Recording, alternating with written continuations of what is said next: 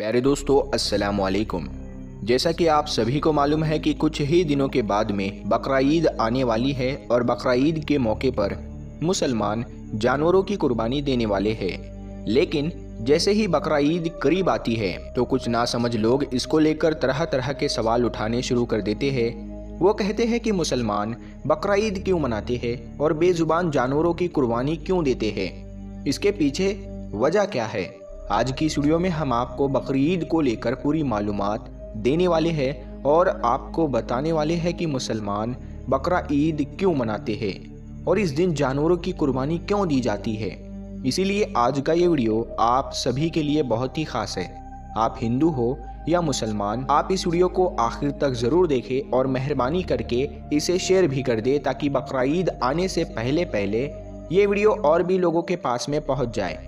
तो चलिए शुरू करते हैं। प्यारे दोस्तों, जैसा कि आप सभी को मालूम है कि हर त्योहार को मनाने के पीछे कोई ना कोई वजह या कहानी ज़रूर होती है।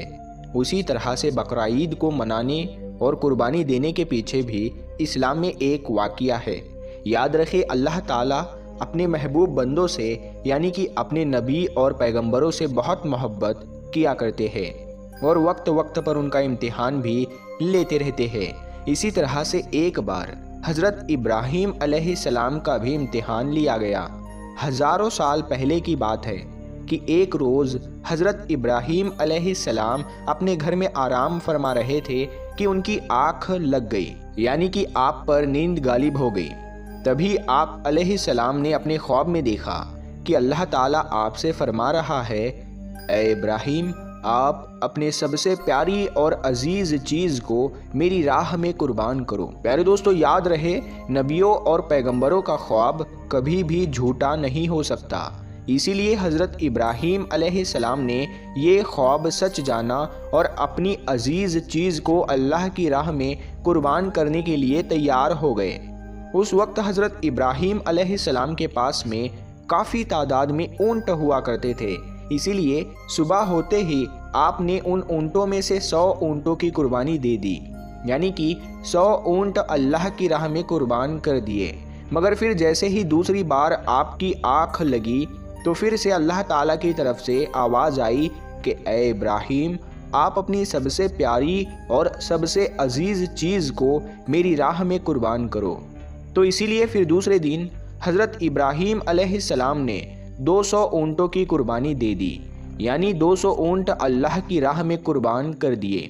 मगर फिर तीसरी रात जैसे ही आपकी आँख लगी तो अल्लाह ताला की तरफ से फिर से वही आवाज़ आई कि ए इब्राहीम, आप अपने सबसे प्यारी और सबसे अजीज़ चीज़ को मेरी राह में कुर्बान करो। ये सुनकर आप अलैहिस्सलाम सोचने लगे कि मेरे लिए सबसे प्यारी और सबसे अजीज़ चीज़ तो मेरा बेटा इस्माइल है।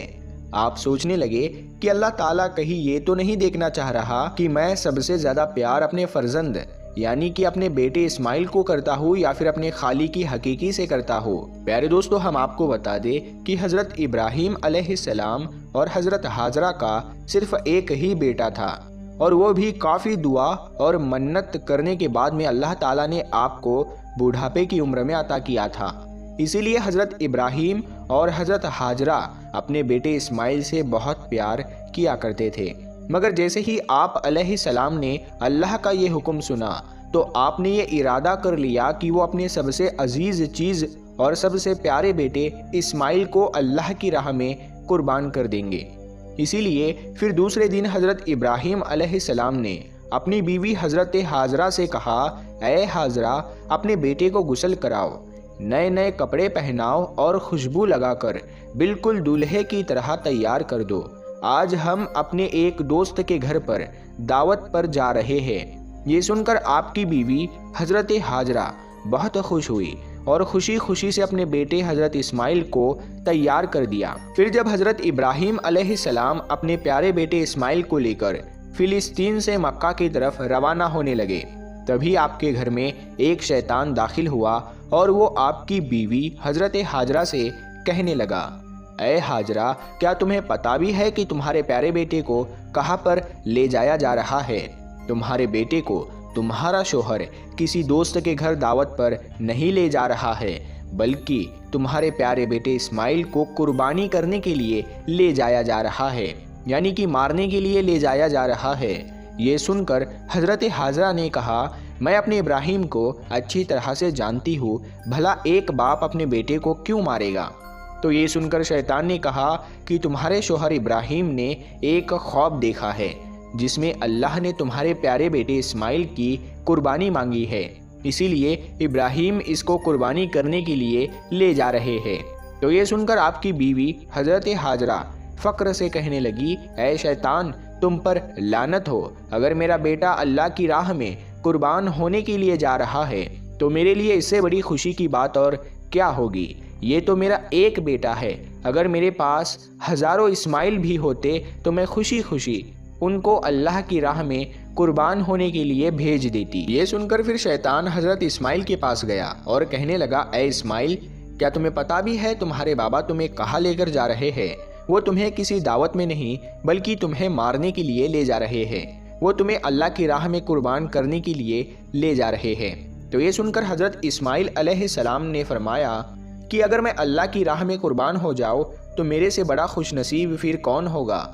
یہ سن کر شیطان بہت مایوس ہوا، اسی لیے پھر وہ حضرت ابراہیم علیہ السلام کے پاس پہنچا اور کہنے لگا، اے ابراہیم، اپنے پیارے بیٹے کو قربان کرنے کے لیے کیوں لے جا رہے ہو؟ تمہیں پتا بھی ہے کہ تمہاری یہ قربانی اللہ کی بارگاہ میں قبول ہوگی بھی یا نہیں؟ اور دوسری بات، جب تم اپنے اس بیٹے کو قربان کر دو گے تو پھر بڑھاپے میں تمہاری خدمت کون کرے گا؟ بڑھاپے میں تمہاری دیکھ بھال کون کرے گا؟ یہ سن کر پھر حضرت ابراہیم علیہ السلام نے کچھ پتھر اٹھائے اور شیطان کو لعنتی کہہ کر مارنے لگے۔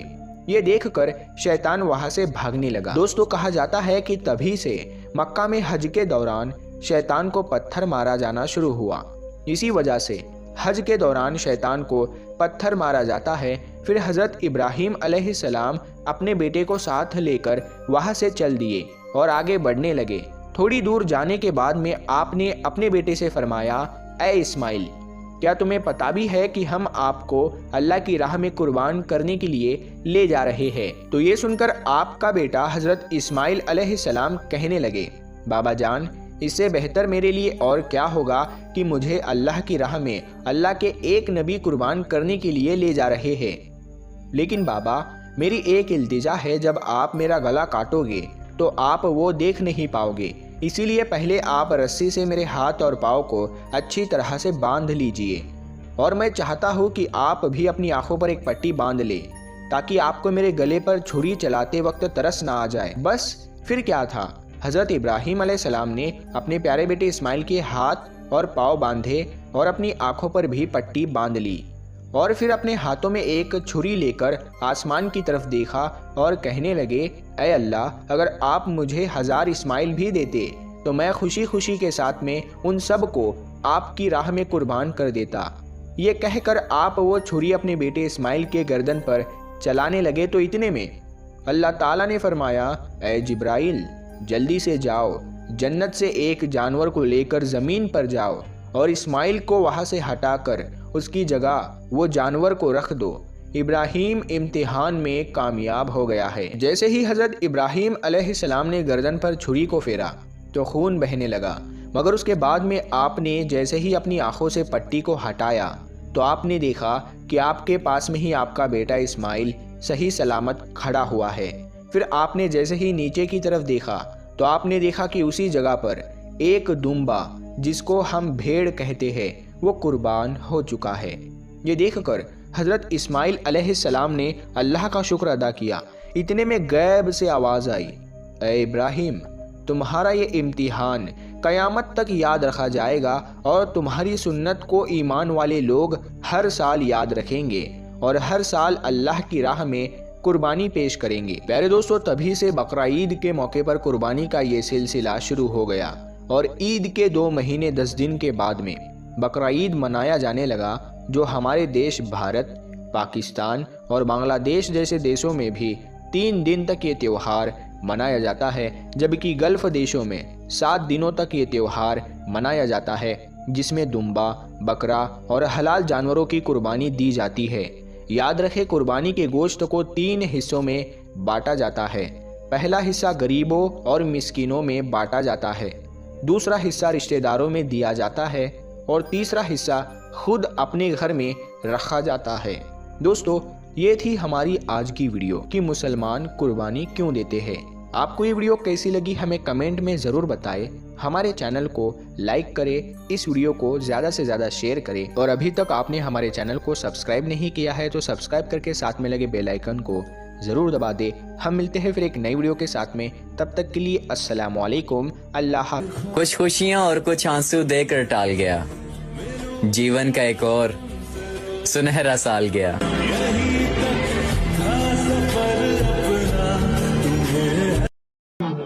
نمبر 1۔ نمبر 2، وضو کے اذان کے بعد کی دعا سنائیں گے کوئی جلدی میں؟ کہاں ہیں ہم لوگ مسلمان؟ صاحب یاد کیجیے، کیا میں غلط ہوں یا یہ غلط ہے یا ہم میں سے علماء غلط ہے؟ میں پوچھنا چاہتا ہوں، یہ غلط ہے یا ہم لوگ غلط ہیں یا میرا بولنا غلط ہے؟ میرے بھائیو، وضو کے اذان کے بعد کی دعا بھی مسلمانوں کو پڑھنا چاہیے، لیکن ہم لوگ اذان کے بعد کی دعا بھی تقریباً مسلمانوں کو یاد نہیں ہے۔ اللہ کے رسول صلی اللہ علیہ وسلم نے فرمایا، من قال حین یسمع النداء، من قال الا اللہ وحدہ لا شریک لہ واشہد ان محمدا عبدہ ورسولہ۔ اگر کوئی بھائی وضو کے بعد یہ دعا پڑھتا ہے تو اللہ کے رسول صلی اللہ علیہ وسلم نے فرمایا کہ اس کے لیے جنت کے 8 دروازے کھول دیے جاتے ہیں، اور یہ کہا جاتا ہے کہ جس دروازے سے چاہو جنت میں داخل